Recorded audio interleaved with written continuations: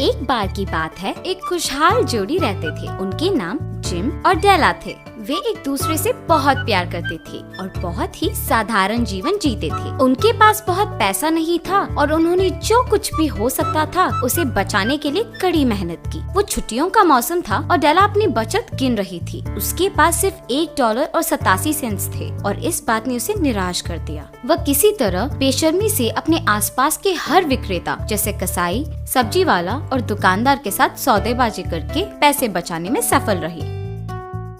अगले दिन क्रिसमस था और उसे अपने प्रिय पति के लिए एक तोहफा खरीदना था और उतने कम पैसों से कोई क्या खरीद सकता है।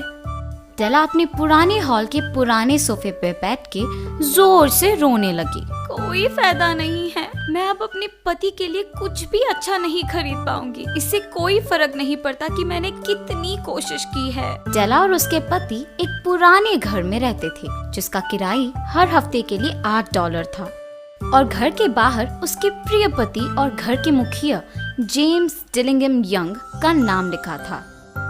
डेला उसके पति को प्यार से जिम बुलाती थी।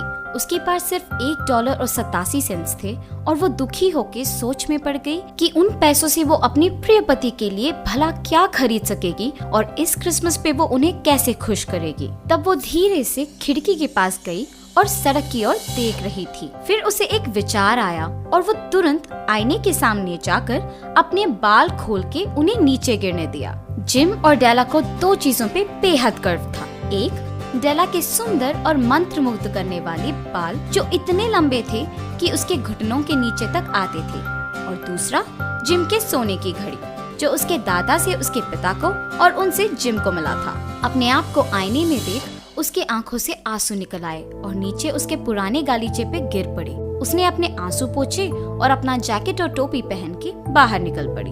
डेला अपने बालों को $20 के लिए बेच दी।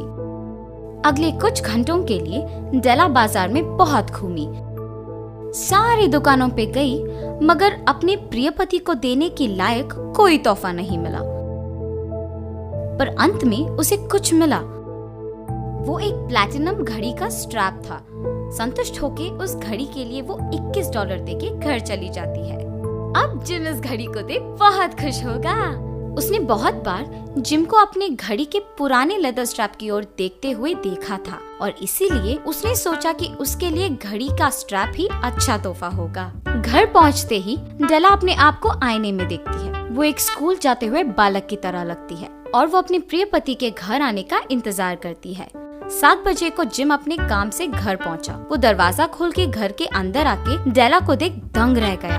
डेला पहले से ही जिम के गुस्सा के लिए तैयार थी, मगर उसका चेहरा देख उसे समझ में नहीं आया कि वो क्या सोच रहा था।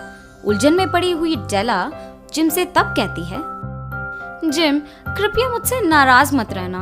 मुझे अपने बाल इसीलिए बेचना पड़ा ताकि तुम्हारे लिए एक अच्छा तोहफा खरीद सकूं। मेरे बाल तो वापस बढ़ जाएंगे और पता है मैं तुम्हारे लिए कितना अच्छा तोहफा लाई। तुमने अपने बाल कटवाए? हाँ प्रिया, मगर मैं तुम्हें ऐसे भी अच्छी लगती हूँ ना बालों के बिना। और तुमने अपने बाल बेच दिए? हाँ मैंने बेच दिया, मगर तुम्हारे लिए। जिम धीरे से झटके से बाहर आने लगा और डेला को गले लगाया। वो एक दूसरे को गले लगाए और उनका प्यार बहा। तब जिम अपने जेब से एक पैकेट निकाला और मेज पर रखा। डेला, बालों के होने या ना होने से तुम्हारे लिए मेरा प्यार नहीं बदलेगा, पर जब तुम वो पैकेट खोलोगे तुम्हें पता चलेगा कि मैं तुम्हें देख ऐसे दंग क्यों रह गया। डेला पैकेट खोल के तोहफा देख खुशी में चिल्लाती है, मगर कुछ ही पलों में रोना शुरू कर देती है। जिम का तोहफा अपने प्रिय पत्नी के सुंदर बालों के लिए कंघियां थे जो डेला बहुत दिनों से खरीदना चाहती थी। वो शुद्ध कछुए के गोलों से बने थे और गहनों से सजाए हुए थे, मगर अब उसके पास बाल नहीं रहे। वो उन कंघियों को चूमती है और तब उसे याद आता है कि उसका तोहफा भी है। वो जिम के लिए लाए हुए तोहफा उसे पेश आती है। प्रिय जिम, ये बहुत सुंदर है ना? अब तुम्हें अपनी घड़ी को खुशी से 100 बार देख सकते हो। आओ, तुम्हारा घड़ी कहाँ है? मुझे देखना है वो इस प्लैटिनम चेन के साथ कैसे लगेगा। जिम सोफे पे बैठ के हल्के से हंस दिया और कहा, मैंने अपना घड़ी बेच दिया ताकि तुम्हारे लिए ये तोहफा लाऊं। और ऐसे वो खुशहाल जोड़ी एक दूसरे के लिए उनका प्यार देख हंसते हैं। वे दोनों बहुत मेहनत से एक दूसरे के लिए तोहफे लाते हैं, उनका प्यार दिखाने के लिए। उनके लिए बस उन दोनों का साथ रहना और प्यार काफी था।